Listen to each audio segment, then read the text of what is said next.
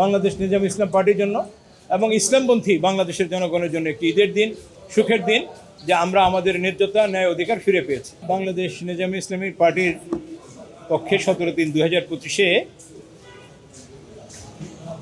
নির্বাচন কমিশনে যে নিবন্ধনের আবেদন করেছিলাম সেটা নামঞ্জুরির বিক্ষুব্ধ হয়ে একটি রিট ফাইল করেছিলাম। 17/3/2025 মহামান্য হাইকোর্ট ডিভিশন আমাদের এই পিটিশনটা শুনে রুল ইস্যু করেছিল। 4 সপ্তাহের মধ্যে রুলের জবাব দিতে বলেছিলেন। রুল রেডি হওয়ার পরে আজকে আমরা শুনানি শেষ করি। মাননীয় বিচারপতি শশাঙ্ক শেখর সরকার এবং মাননীয় বিচারপতি ফয়সাল হাসান আরিফ সাহেবের কোর্টে আমরা আজকে শুনানি করি। আজকে এই বিষয়টি আইটেম 25 হিসাবে ছিল। একটি বিষয় বলি যে আমরা বাংলাদেশ নিজাম ইসলাম পার্টির পক্ষে নিবন্ধনের জন্য আবেদন করেছিলাম। বাংলাদেশ নিজাম ইসলাম পার্টি 1947 সালে প্রতিষ্ঠিত হয় এবং 1954 সালে যুক্তফ্রন্টের যে নির্বাচন, সেই নির্বাচনে সংসদে এই অঞ্চল থেকে 4 বা ততোধিক আসনে প্রতিনিধিত্ব করে নির্বাচিত হয়। এই নিজাম ইসলামী পার্টি 1970 সালে জাতীয় নির্বাচনে অংশগ্রহণ করে এবং বাংলাদেশের অভ্যুদয়, বাংলাদেশের স্বাধীনতা প্রাপ্তি এবং গণতান্ত্রিক ধারায় একটি গুরুত্বপূর্ণ ভূমিকা পালন করে।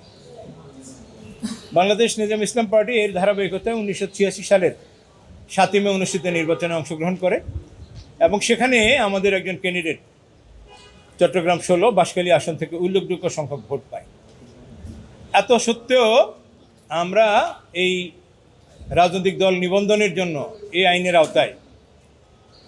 আওতায় একটি শর্ত ছিল যে কোনো একটি রাজনৈতিক দল বাংলাদেশ স্বাধীন হওয়ার পরে বাংলাদেশের কোনো অঞ্চলে কোনো একটি আসনে বিজয়ী হলে অথবা কোনো একটি আসনে প্রাপ্ত ভোটের 5% যদি পায় তাহলে সেই দলটি নিবন্ধন পাবে। কিন্তু দুঃখজনক হলে সত্য যে আমরা এই দীর্ঘ আইনি প্রক্রিয়া যুদ্ধ করে নির্বাচন কমিশনে শুধু রাজনৈতিক কারণে, যেহেতু বাংলাদেশ নিজাম ইসলাম পার্টি একটি ঐতিহ্যবাহী দল, ব্রিটিশ বিরোধী আন্দোলনে, পাকিস্তান প্রতিষ্ঠায় এবং পরবর্তীতে বাংলাদেশের অভ্যুদয়ে উল্লেখযোগ্য ভূমিকা পালন করেছে। শুধু তাই নয়, বাংলাদেশ নিজাম ইসলাম পার্টি এদেশে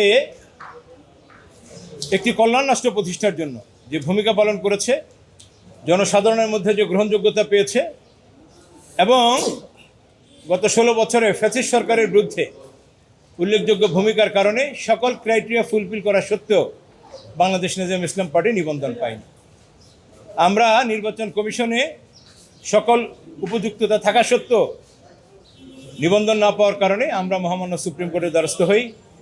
মহামান্য হাইকোর্ট ডিভিশন প্রথমে শুনেই আমাদেরকে রুল ইস্যু করে এবং আজকে নির্বাচন কমিশন, অ্যাটর্নি জেনারেল অফিস সকল পক্ষের শুনানি শেষে আজকে চূড়ান্ত রায় প্রকাশ করে এবং সেই চূড়ান্ত রায়ে এই দীর্ঘ সময় ধরে নিজাম ইসলাম পার্টির যে ভূমিকা, কল্যাণকর রাষ্ট্র প্রতিষ্ঠার জন্য তার যে আপসীন সংগ্রাম, এর যেমন স্বীকৃতি মিলেছে, ঠিক তেমনিভাবে একটি ফ্যাসিস্ট সরকার শুধুমাত্র তার মনোভূত না হওয়ার কারণে সকল ক্রাইটেরিয়া সম্পন্ন করা সত্ত্বেও নিবন্ধন না দিয়ে যে অবিচার করেছে, আজকে আমরা যেটুকু শুনেছি, রায় দেখলে হয়তো পুরোটা বোঝা যাবে, সেই বিষয়গুলো রায় থাকবে আমরা মনে করছি।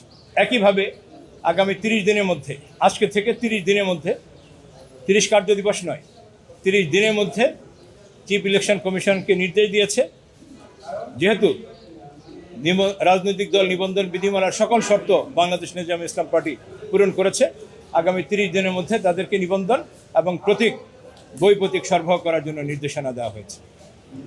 এখানে একটি কথা বলে রাখা ভালো, নিবন্ধন যখন ছিল না, নিবন্ধনের প্রথা যখন বাংলাদেশে চালু হয়নি, বাংলাদেশ নিজাম ইসলাম পার্টি, সেটা আমরা বলেছিলাম যে 86 সাল থেকে শুরু করে সকল জাতীয় নির্বাচনে জনগণের চিন্তা চেতনার এবং বিশেষ করে ইসলামপন্থী জনগণের চিন্তা চেতনার প্রতিনিধিত্ব করেছে।